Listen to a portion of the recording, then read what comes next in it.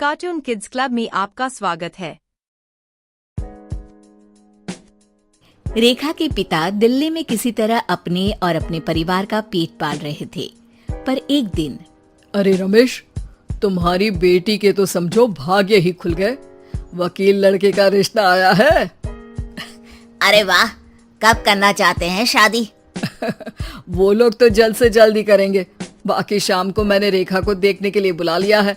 तेरा घर छोटा है तो तुम लोग मेरे घर ही आ जाना। राकेश और उसकी बीवी सारी तैयारी के साथ रोहित और रेखा की शादी कर देते हैं। लेकिन अगले ही दिन देखो रेखा, शादी भले ही हो गई है, लेकिन तुम ये मत सोचना कि मैं किसी जोरू के गुलाम टाइप रहूंगा। रेखा को रोहित की बात अजीब लगती है।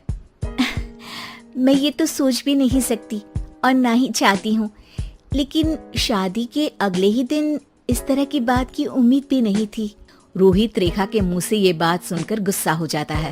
अरे, काफी जबान भी चला लेती हो। माँ ने सिखाया नहीं कि पति से कैसे बात करते हैं? रेखा अब चुप रहने में ही भलाई समझती है। रेखा, जल्दी से नाश्ता तैयार कर लो। आज पहला दिन है, सारे काम तुम्हें समझा दूंगी। ये नौकरानी है जो तुम्हें बता देगी कि कैसे कैसे क्या करना है। फिर इसकी कल से छुट्टी है। रेखा भी ससुराल में जी जान लगाकर काम करने लगती है। खाली समय मिलता तो पति के वकालत की किताब उठाकर पढ़ने लगती। ये क्या, जब देखो तब पढ़ती रहती है।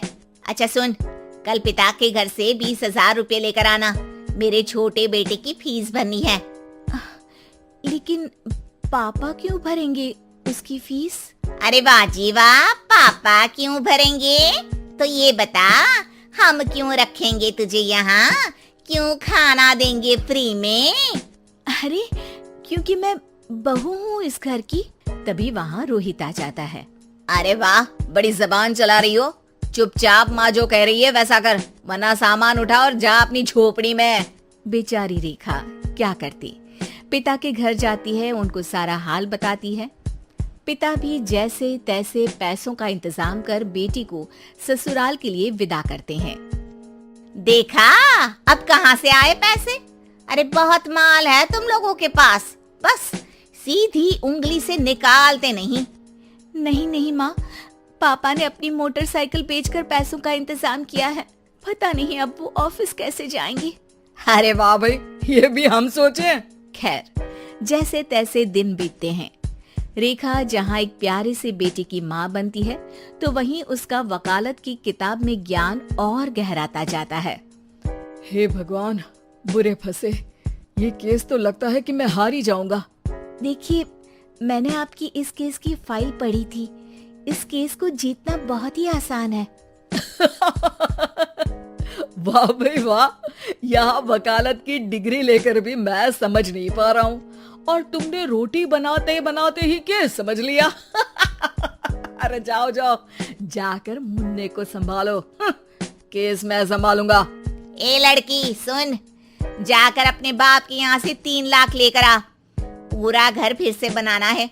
छोटे की शादी करूंगी तो छोटी बहू को कहाँ रखूंगी? पूरा घर तो तूने घेर रखा है। ऐसा मत बोलिए माँ जी, पापा इतना पैसा कहाँ से लाएंगे? अब तो वो रिटायर भी हो गए हैं। हाँ, तभी तो बोल रही हूँ, रिटायरमेंट के पैसे तो मिले होंगे ना।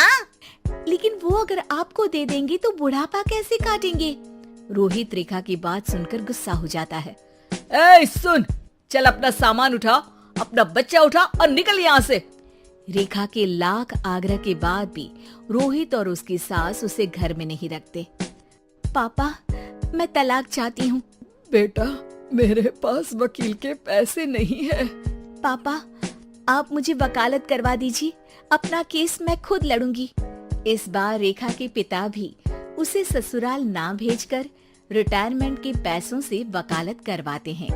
और फिर एक दिन कोर्ट के बाहर, रोहित, आज तुम अपना ही केस हार गए, वो भी उस लड़की से जिसकी तुमने कभी कदर ही नहीं की। रेखा, मुझे माफ कर दो। मैं इतनी बड़ी अमाउंट कहाँ से लाऊंगा? मैं हर महीने पैसे नहीं दे सकता तुमको। पैसे वहीं से लाना जहाँ से तुम मेरे पापा को लाने के लिए मजबूर करते थे। एक पिता अपनी बेटी की शादी उसकी खुशहाली के लिए करता है, ना कि सारी जिंदगी कर्जदार बनने के लिए। अरे मेरे ही बेटे की किताब पढ़ पढ़कर ज्ञान बांट रही हो। वकालत की किताब तो ससुराल में ही पढ़ी थी ना। बिल्कुल, यहाँ मेरी गलती रही। जिस पैसे से मैंने इसकी शादी की थी, मुझे वो पैसे पहले इसकी पढ़ाई में लगाना चाहिए था। और आज रेखा एक जानी मानी वकील के रूप में काम कर रही है। उम्मीद है कि आपको हमारी ये कहानी पसंद आई होगी। कृपया हमारे चैनल को सब्सक्राइब करें और सभी अपडेट्स के लिए बेल आइकन जरूर क्लिक करें। और हाँ, वीडियो लाइक और शेयर करना मत भूलिएगा। Bye bye.